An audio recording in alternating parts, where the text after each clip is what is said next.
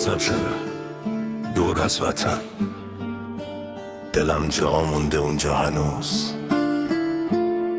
مسافر خستم توی شهرهای غریب، با یه دنیا خاطره با دل بی نصیب. هر شب عکسای خونه توی دستای من، میپرسم از خودم کی میشه راه وطن.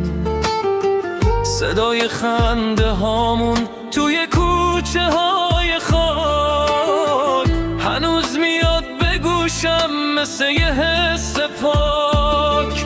ولی فاصله زیاده بین من و اونجا، دلم گیره هنوز توی همون کوچه ها.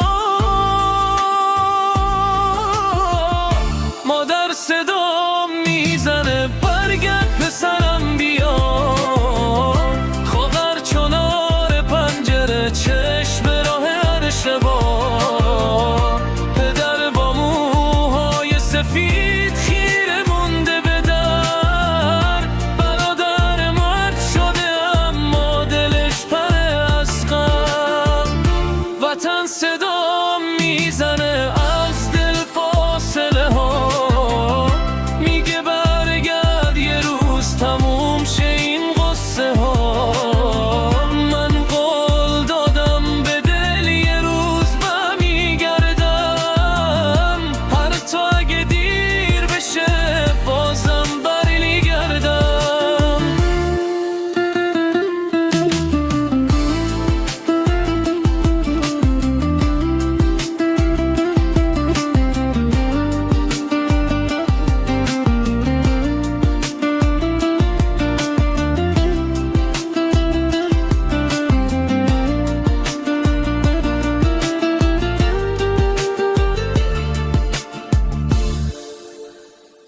دستای پینه بستم برای یه لقمه نون، تو غربت پیر شدم زیر بار آسمون. هیچکی مثل خونواده نمیفهمه حال تو، اینجا همه غریبن حتی سایه هامون. یاد سفر ساده کنار پدر و مادر، خنده های خواهر و غیرت برادر. اینجا طلا هم باشه به چشمم نمیاد، چون بدون وطنم هیچی ارزش نداره. اگه یه شب برگردم کی در و وام میکنه؟ مادر با عشق شوقه منو صدا میکنه.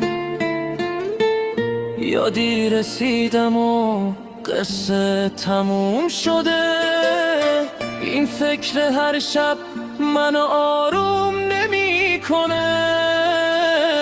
مادر صدا میزنه برگرد پسرم بیا، خواهر کنار پنجره چشم راه هر شبا. پدر با موهای سفید خیره مونده به در، برادر مات شده اما دلش پره از غم.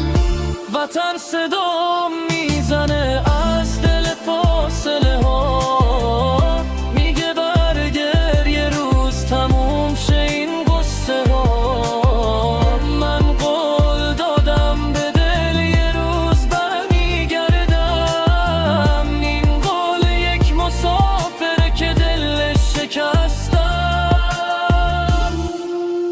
صدای دخه باشه